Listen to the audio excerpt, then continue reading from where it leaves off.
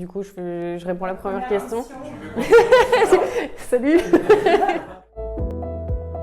Je suis Marie Trébert, vulgarisatrice scientifique et créatrice de la chaîne YouTube La Boîte à Curiosité. Et tout ça, ça va pouvoir s'appliquer à plein de choses. Donc des vidéos comme je fais sur ma chaîne YouTube, ou des podcasts, écrire des articles, faire des émissions sur Twitch. Je suis aussi autrice de 2 livres, bientôt 3.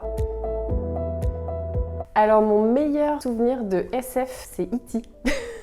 Parce que je crois qu'à l'époque, j'avais vu beaucoup de films de science-fiction assez horrifiques. Et pour la première fois, je me suis dit, mais waouh, on peut avoir des émotions positives. Et il y a des représentations de formes extraterrestres qui sont positives et qui ont aussi un peu d'humanité. Et je pense que c'est un bon souvenir.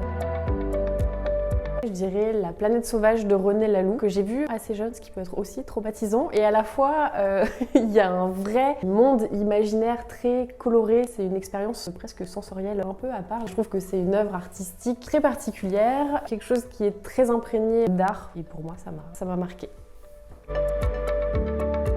C'est un peu triché.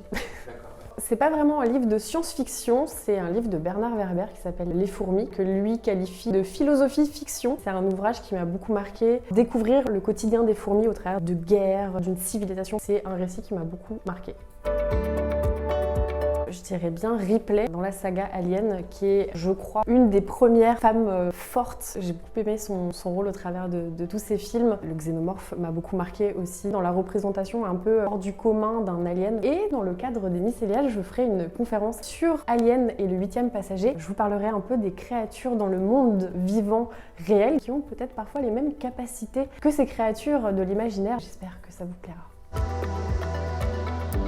Oui, je pense que depuis très longtemps, l'humanité a les yeux rivés vers le ciel et j'ai l'impression que l'observation du ciel, c'est aussi quelque chose qui développe beaucoup l'imaginaire. Et au final, regarder le ciel, c'est aussi en apprendre plus sur notre humanité à nous.